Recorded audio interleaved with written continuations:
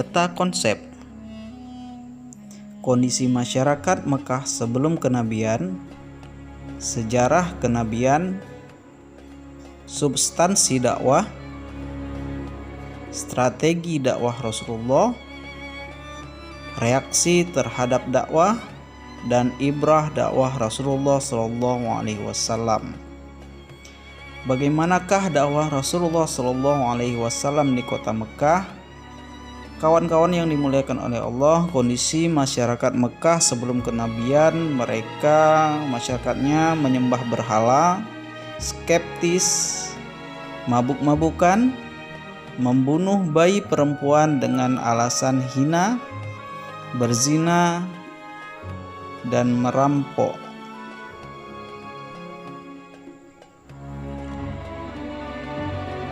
Dan juga masyarakat jahiliyah, mereka menyembah berhala karena mereka tidak mengenal Tuhan yang sebenarnya. Karena itu mereka disebut zaman jahiliyah ketika itu. Ketika Rasulullah SAW berusia 40 tahun, ketika itu Rasulullah bertahanus di Gua Hira, datang malaikat Jibril untuk menyampaikan wahyu yang pertamanya. Di dalam surat Al-Alaq ayat 1-5.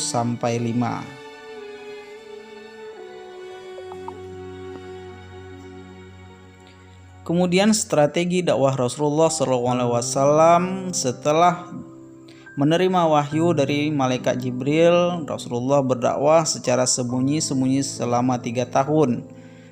Objek dakwah Rasulullah adalah istri, paman, sahabat, dan keponakan.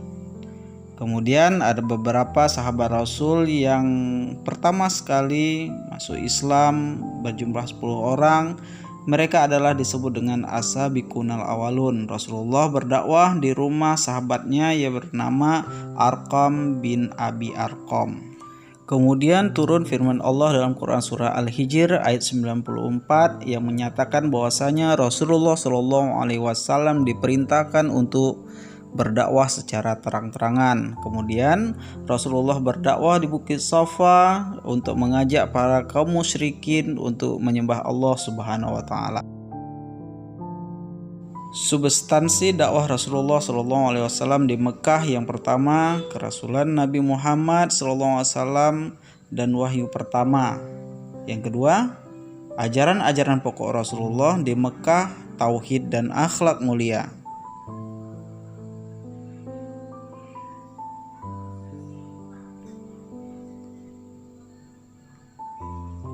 Reaksi masyarakat kota Mekah ketika itu, ada yang menerima ajaran Rasul dan juga ada yang menolak ajaran Rasul.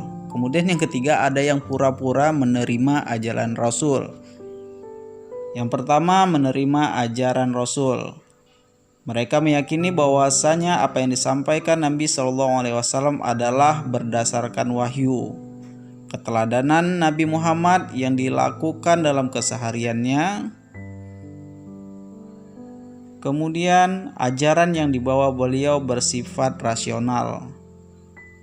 Dalam melakukan syiarnya, beliau tidak melakukan kekerasan.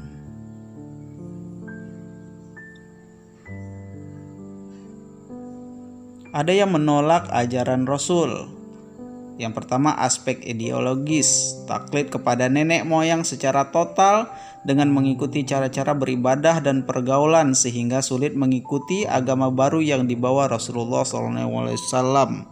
Yang kedua, ada aspek sosial. Bangsa Arab hidup berkasta-kasta sementara Islam menawarkan hak yang sama kepada semua manusia. Tidak ada budak dan tidak ada kaum bangsawan. Yang ketiga, ada aspek ekonomi. Salah satu mata pencaharian kaum Quraisy ketika itu adalah membuat dan memperjualbelikan patung kepada para jemaah haji sebagai kenang-kenangan dan untuk mendapatkan keberkahan. Yang keempat, ada ideologis. Kaum Quraisy tidak dapat membedakan antara kenabian dan kekuasaan, dan kerajaan memeluk Islam dianggap tunduk pada Bani Abdul Muthalib, sedangkan suku-suku bangsa Arab selalu berebut kekuasaan. Kemudian ada yang pura-pura menerima ajaran Rasul, itu yang disebut dengan orang munafik.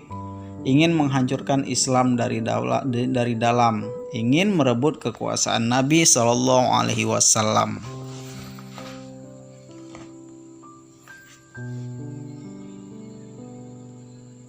Ini contoh-contoh siksaan yang dialami oleh Rasulullah SAW.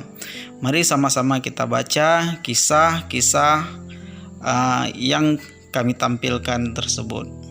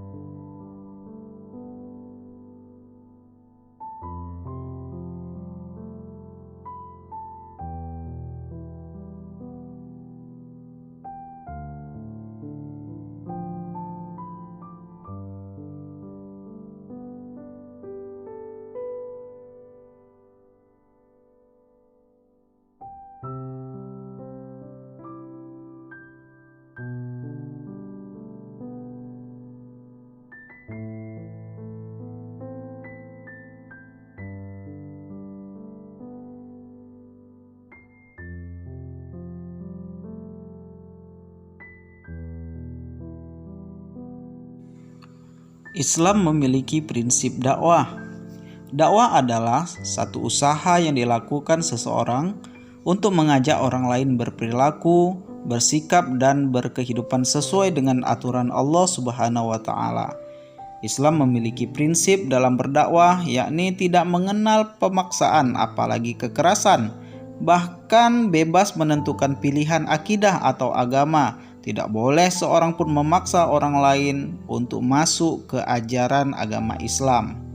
Ibrah dakwah Rasulullah SAW yang pertama memiliki sikap tangguh.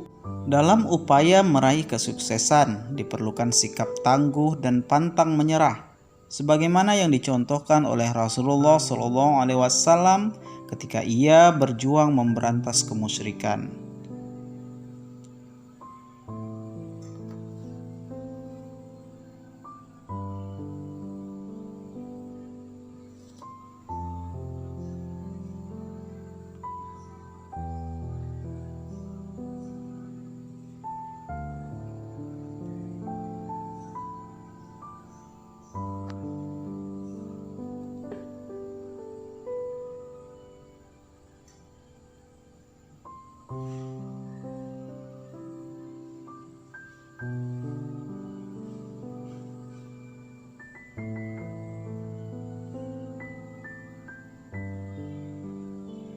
Yang kedua, memiliki jiwa berkorban.